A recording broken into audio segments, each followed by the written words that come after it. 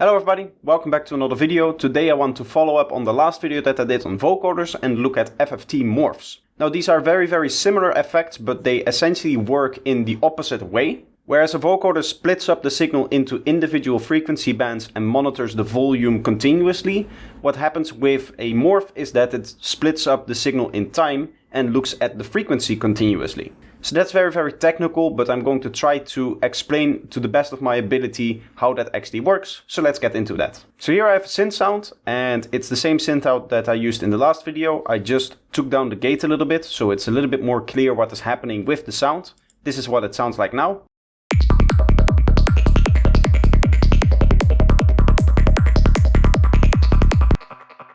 Fairly boring sound, but what happens if we take this morph and start playing with this ratio here? Currently we're fully at B, and because I've enabled the swap A and B function here, that means that we're fully listening to this carrier sound. If I start playing with the ratio, you'll hear the actual other sound coming in, and as a reminder, the other sound is just a single tone. You can see it right here. No effects in here.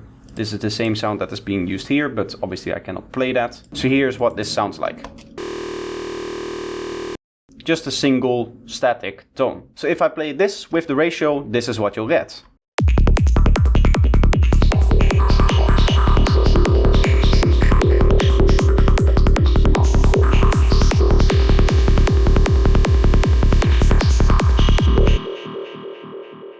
You can hear if I set the ratio fully to A, we just get that static tone again, and if I set the ratio fully to B, we just get the original synth sound again. But when we're in between, we kind of get characteristics of both of them. So I think for me the best way to explain what is actually going on is to show it to you in terms of a drawing.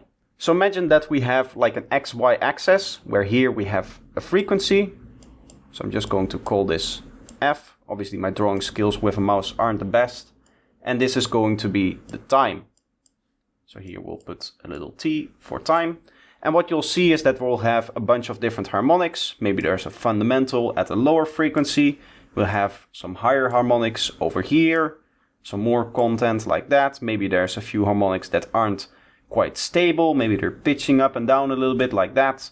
So you can imagine it as the spectrum over time. This is called a waterfall display or a waterfall analyzer. If you're a fan of my feedback streams, you'll have me seen using this to explain various concepts and show various little things that I can explain at the hand of these graphs when people submit their tracks. Either way, what you can imagine that a vocoder does is it creates these frequency bands, which essentially mean that it's going to create individual slots here, here, maybe there will be one here, there will be one here, and this is a frequency band, this is a different frequency band, and this is a different frequency band, and each of them is going to have a detector.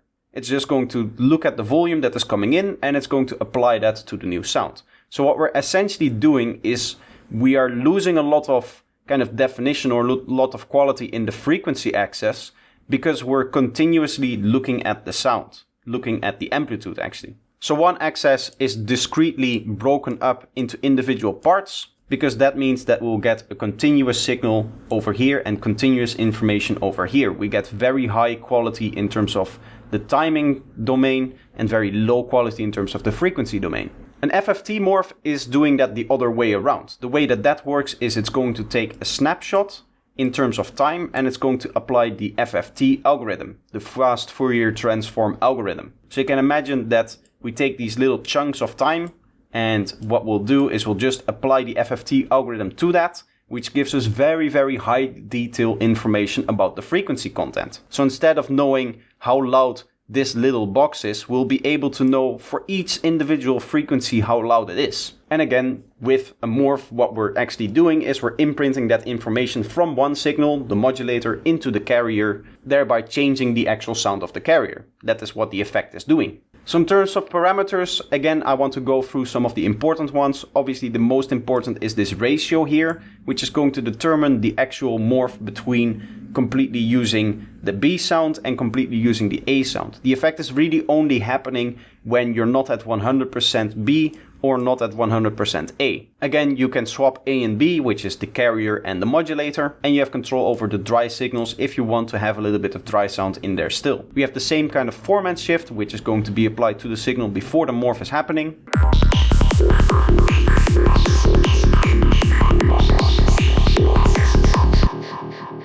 And for the best example, what I temporarily had to do is make this gate a little bit longer and set the ratio somewhat like this.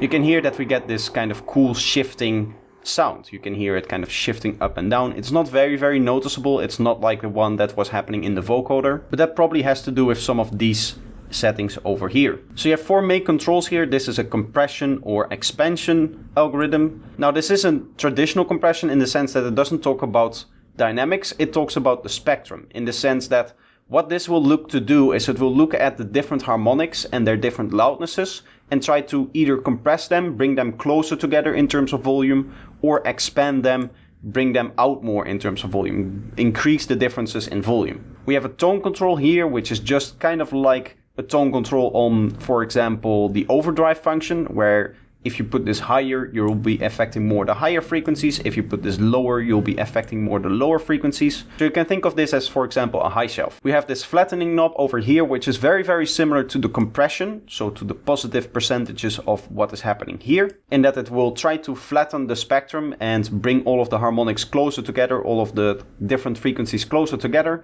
But what this does is it takes into account nearby frequencies. So this will result in a little bit more of a natural kind of sound, which might not be what we're looking for when we're talking about psychedelic sound design. Finally, there's the harmonics, and this is useful for adding extra harmonics to the signal where none exist. And obviously the settings are the same for the B as well as what we have down here. Down below here, which I just expanded, we have the spectral settings. Now this is the buffer size, but you can also call that like the window size that the FFT uses.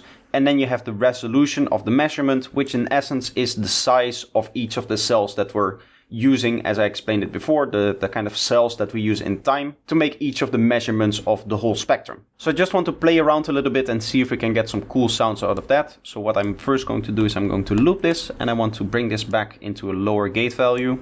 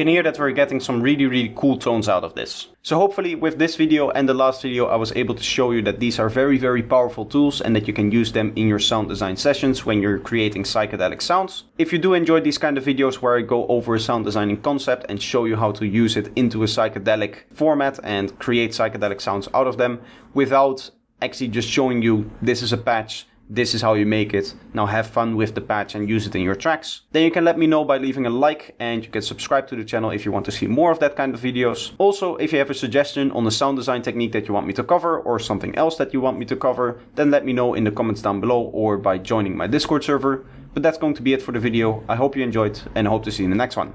Bye bye.